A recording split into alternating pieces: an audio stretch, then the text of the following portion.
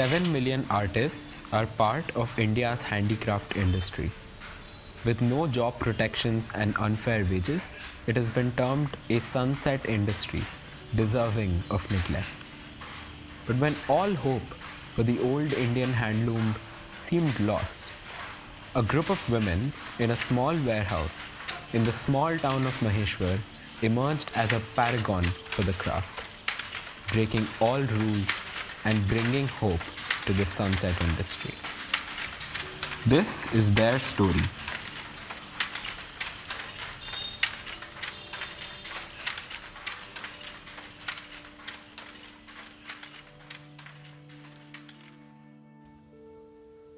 There are 3,000 weavers in Maheshwar. 80 of them work at Women Weave, and it seems that in all of Maheshwar, they are the only ones content with their workplace. मेरा नाम अनीता मंसूरे है। मैं महेश्वर से हूँ। महेश्वर में रहती हूँ और गुड़ी मुड़ी में काम करती हूँ।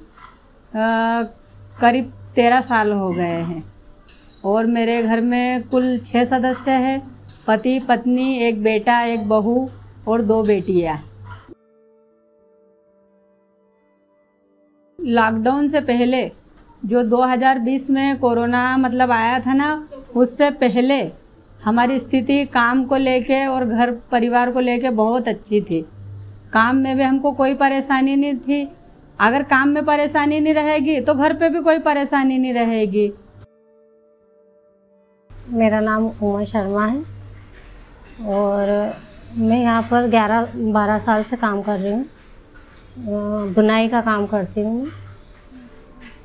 जैसी भी बुनाई सब तरह की कर लेती हूँ। मेरे को काफ़ी टाइम हो गया यहाँ पे काम करते रहते। काम करने के बाद मतलब बहुत कुछ सीखने को भी मिला यहाँ पर। मैंने जो बाहर घर पे भी किया था थोड़े दिन, लेकिन जो चीज़ यहाँ पर सीखी वो कहीं नहीं मिली।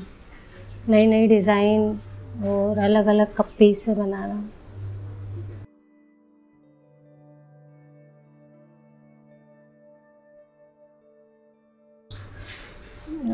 पहले तो मतलब जैसे भी काम चलता था तो हमारी जो परिस्थिति थी उसमें सुधार आता रहा। पहले परिस्थिति बहुत ख़राब थी। जब से मैंने यहाँ पर काम करना शुरू किया तो अपना खुद का खर्चा, बच्चों को। Closed shops and empty handlooms characterized the lockdown that came next.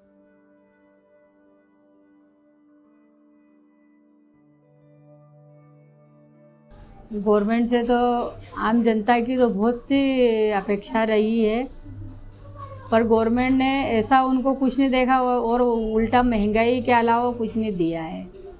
Corona दिया है और महंगाई दी है। मतलब गेहूँ और चावल देने से भैया कुछ नहीं होता है। और इस बीच में आप भी समझ सकते हो कि महंगाई कितनी हुई है, जबकि ये महंगाई का कोई ये नहीं है। जब अपने पास काम नहीं है, आज हमारी हालत ही कैसी ख़राब हो रही है। माल नहीं ढंग से बिक नहीं रहा है, आर्डर नहीं ढंग से आ रहे हैं, तो आप समझ सकते हो कि क्या महंगाई की मार कितनी भारी पड़ रही है। कोरोना से भी ज़्यादा महंगाई की मार है अभी फ़िलहाल आम जनता के ऊपर। राशन टंकी लेने जाओ तो 1000 रुपये की एक आ रही है, तो इतना कर सकते हैं। और एक टंकी 1 महीने में ख़त्म हो जाती है। अब पहले लकड़ियाँ थी तो काम चल जाता था, अब लकड़ी भी नहीं है। अब तो लकड़ी भी नहीं है। और कोई मतलब देखने जाओ तो अभी तेल कितना महंगा हो गया है। राशन, शक्कर, मतलब जितना भी अपने रसोई घर में जो भी सामान रहता है सिर्फ उस पर मार पड़ी है। क्योंकि सरकार को तो मालूम है कपड़े के बगैर इंसान रह सकता है। अगर अच्छा कपड़ा नहीं भी पहनने को मिलेगा नहीं तो इंसान जिएगा, पर अगर उसको सही समय पे भोजन और ये नहीं मिलेगा नहीं तो वो जी नहीं पाएगा। एक बात तो ये भी है। तो सरकार ने ऐसी चीज़ पे मतलब फोकस किया है, ध्यान दिया है कि गरीब जनता, आमिर से लगा के गरीब तक किस चीज़ में मतलब रुक सकता है। वो है अपना राशन जो रसोई घर में लगता है, उसी चीज़ को महंगा कर दिया है। अगर एक अपने पास 2 जोड़ कपड़े हैं ना तो रोज़ एक धोएंगे दूसरे पहनेंगे। अच्छा कपड़ा नहीं भी पहनने को मिलेगा चलेगा। पर भोजन तो होना ना भाई, नहीं 1-2 टाइम तो कम से कम 1 टाइम तो अच्छा भोजन होना ना। तो उसी पे मतलब सरकार ने महंगा कर दिया है। तो मैं तो मतलब सरकार से तो मैं तो हाथ जोड़ के निवेदन, अगर मेरी कोई खबर भी भेज देना तो मेरा मन ऐसा करता है कि मैं किसी को बोल दूं कि यार सरकार से कम इतना तो बोल दो कि कम से कम जो आम मर्रा की ज़िंदगी में आम जनता को, गरीब को या अमीर को जो चीज़ लगती है वो तो सस्ती कर दे। जिसके पास पैसे है भैया वो तो खा लेगा, जिसके पास सरकारी नौकरी है, बड़ी बड़ी कंपनियां हैं, उन पे कोई असर नहीं हुआ है, कोरोना का भी उन पे कोई फ़र्क नहीं पड़ा है। जैसे ये हम ही बोल रहे हैं ना, हम गुड़ी मुड़ी से काम कर रहे हैं तो हम बड़े गर्व से बोल सकते हैं कि हमको हर 15 दिन में से 2000 रुपये मिल गए हैं, तो हमने खाया है ना अच्छा। पर आप जाओगे ना कभी किसी गरीब इलाके में जाके देखोगे ना, तो बीमारी की भी मार उसको ऐसी पड़ी है और राशन की भी मार उसको ऐसी पड़ी है। हालत बहुत ख़राब हो गई है। अभी इस लॉकडाउन में तो लोगों के पास 1-1 महीने 15-15 दिन तक अस्पताल में लोग पड़े, ऐसी हालत हो गई है। और ऐसे मांग मांग के पैसे ले ले के ना अपने परिवार का इलाज करवाया था, तो ये हमने सब देखा है। This was not just one person's experience. Weavers across Maheshwar face similar issues. नहीं, क्या है कि बच्चों की पढ़ाई में पैसे ऐसे आते थे कि पढ़ाई और घर खर्चे में लग जाते थे, मतलब सेविंग नहीं कर पाते थे हम। हमने सोचा हम नहीं पढ़े पर बच्चों को अच्छा पढ़ा लें, इसलिए बच्चों को पढ़ाने में हमने बिल्कुल भी पैसा बचा नहीं पाए, पढ़ाई में ज़्यादा लगा पैसा।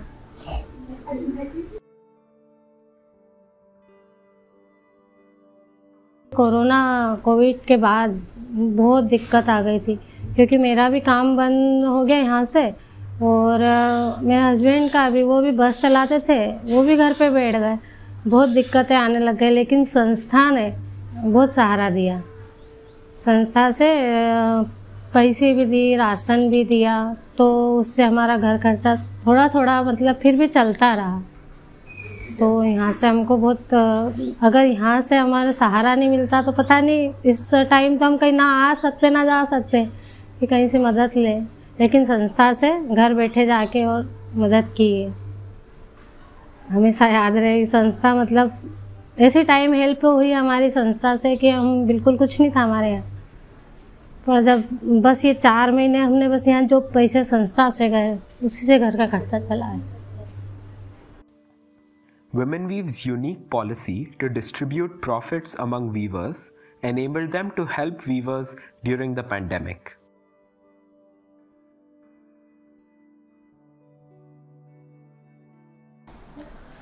जो स्टार्टिंग फेज था कोविड का, तो किसी को अंदाज़ा नहीं था कि क्या होने वाला है। मतलब यानी कि लॉकडाउन लगने का जो एक दिन जो स्टार्ट हुआ था, संडे को लॉकडाउन हुआ था, उसका लगा था कि चलो ठीक है फर्स्ट रिलीफ है, फिर खुल जाएगा। पर जो चीज़ें बाद में बनी, जो 3 महीने का लॉकडाउन जो अनाउंस्ड हुआ, उसके बाद काफ़ी हेल्पलेस हो गए थे क्योंकि हम लोग जिस सेक्टर में काम कर रहे हैं उसमें तो डेली वेजेस वाला एक फंक्शनल है जिसमें कि सभी की ज़रूरतें बनी रहती हैं, ठीक है।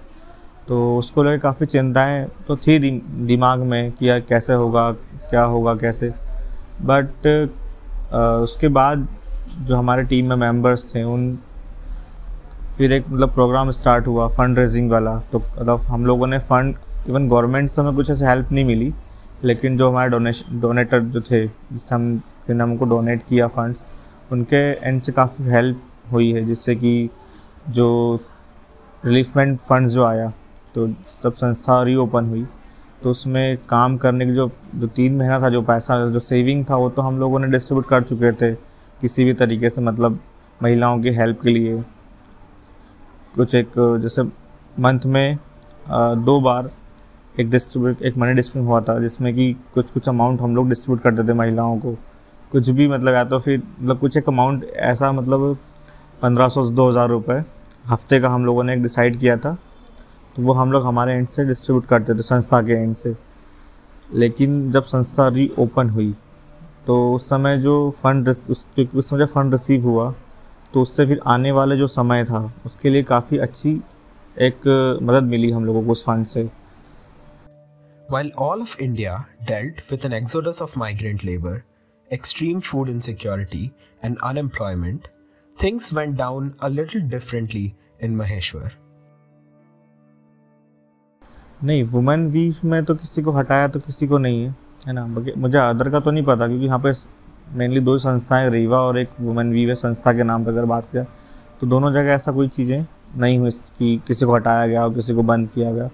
उस समय सभी को सपोर्टिंग नेचर में ही रखा गया। अगर आप बात करें महेश्वरी में, अगर मास्टर वीवर्स की बात करें महेश्वर में, तो हाँ, ये काफ़ी चीज़ें डिस्ट्रीब्यूट हुई थी, क्योंकि उस समय तो जब लॉकडाउन स्टार्ट हुआ था तो जो बुनकर के पास इतना सेविंग था उस समय उन लोगों ने उसको यूज़ किया, लेकिन उसके बाद मास्टर भी हेल्पलेस हो गए थे, क्योंकि उनका सामान जो बना रहे थे वो, तो उसके लिए मार्केट अचीव कर पाना उस समय में काफ़ी दिक्कत थी। जैसे सारे एग्जीबिशंस बंद हो गए थे, ऑर्डर्स लोगों ने कैंसिल कर दिए थे, क्योंकि उस समय ये फेसिंग था कि हम लोगों ने भी वो चीज़ें फेस की ऑर्डर्स को लेकर के, कि लोगों ने जिसका जितना ऑर्डर हो गया था, जो हम लोग बुन चुके थे, उतना उन्होंने उसको एक्सेप्ट करके बाकी जो था उसको उन्होंने कैंसिल किया था, क्योंकि उनके पास भी कोई फ्यूचर प्लान नहीं था उस समय कि हम लोग क्या करना। क्योंकि अभी कोविड का 3 महीने का जो लॉकडाउन लगा, उसके बाद ये अभी सुनने में था कि अभी तक कोई वैक्सीनेशन कुछ आया नहीं है, तो आगे क्या हो, कब लॉकडाउन और लग जाए।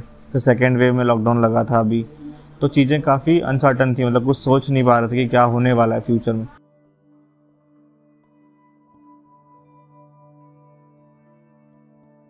तो काफ़ी दिक्कतें हुई। इवन महेश्वर में अगर देखा जाए तो मास्टर वीवर के थ्रू, मतलब मैंने जैसे जिसको वो डेली काम देते थे वो नहीं दे पा रहे थे वो लोग, क्योंकि उनके पास भी ऑप्शन था कि किसको बेचेंगे, वो बना के रखने से मतलब नहीं उसका। तो उस समय काफ़ी दिक्कतें का सामना फेस करना पड़ा वीवर्स कम्युनिटीज़ को, जो कि जिसमें उन्होंने मतलब काफ़ी नया से, मान लो अब कोई बुनकर था तो उसने तो स्टार्टिंग फेज से ही बुनाई का काम शुरू किया, उसने दूसरे कभी सेक्टर में गया ही नहीं काम करने। लेकिन इस कोरोना काल में उसने, जहाँ तक मैं जानता हूँ, कोई लोगों ने ठेले पे धंधा चालू करना शुरू कर दिया, कोई अपने एंड से कुछ भी, मतलब कुछ काम करने के लिए, मतलब 2 पैसा अपने पास एक इनकम हो उसके लिए उन्होंने सब कुछ किया जो उन्होंने करना आता था उस समय में। ये मैं अपनी आंखों से देखा भी है मैंने। Women Weave's online presence is like none other in the handloom industry. Not only does it help them move more product, but it also helps them attract charitable donations in times of need. ये एक ऐसा class है कि एक week कमाता है और एक वीक खर्च करता है। ऐसा नहीं है कि मतलब जो क्लास हमारे साथ काम कर रहा है, आर्टिशन है, कि 1 महीने का राशन बल्क में परचेज करते हैं। तो उस समय की स्थितियाँ क्या हुई कि शॉप्स बंद हो गई, पैसे नहीं थे लोगों के पास। तो स्थितियाँ ऐसी हो गई कि भाई सरकार भी राशन देती है, तो हम सरकार किस फॉर्म में देती है, चावल के फॉर्म में दे दिया या गेहूं के फॉर्म में दे दिया, तो हम उसको तो खा नहीं सकते। तो वो एक बड़ा क्रिटिकल इशू था। तो उसमें भी हम लोगों ने हेल्प किया, आर्टिशन को इस तरीके से हेल्प किया कि हमने चावल दाल नहीं दिया, हमारे उसमें कॉन्सेप्ट दाल हमने दिया, चावल और आटा नहीं दिया, हमारे कॉन्सेप्ट में ही नहीं था कि हम देंगे, क्योंकि वो सरकार से मिल रहा है बेसिकली। और सरकार ने भी उसको किया था कि 3 महीने या 4 महीने का एज एडवांस दिया। हमने समझा कि बेसिक चीज़ इनको क्या ज़रूरत है, इनको नमक, तेल, रिफाइंड ऑयल, इस तरीके की चीज़ों की ज़रूरत है जो उनके किसी काम आ सके। तो उसमें हम लोगों ने सबसे पहले हमारे साथ एक ऑर्गेनाइजेशन नेस्ट जुड़ा। तो उन्होंने हमसे आइडेंटिफाई करा कि आप बताइए कि आपके कितने आर्टिशन हैं जिनको साथ ये दिक्कत हो रही है। तो हम लोगों ने बाकायदे फूड पैकेट्स बनाए यहाँ पे लोकल वेंडर से, और एक आर्टिशन को हमने दिया इसी तरीके से कि भाई आप इसको इस चीज़ में यूज़ कर सकते हैं इस पैंडेमिक में। तो वो काफ़ी हेल्पफुल रहा। बाकी हमने एक मिनिमम अमाउंट फिक्स किया था कि जैसे दुकानों में होम डिलीवरी चालू थी, तो भाई आप मिनिमम आपके पास इतने अमाउंट रहे कि खाने की चीज़ों की कमी ना हो। Women Weave showcases all that the Indian handicraft industry can be. A place where workers are put above profits, no matter how terrible the situation is. Perhaps if the handicraft industry nudges in the direction of Women Weave's ethos, the sun will never set on this sunset industry.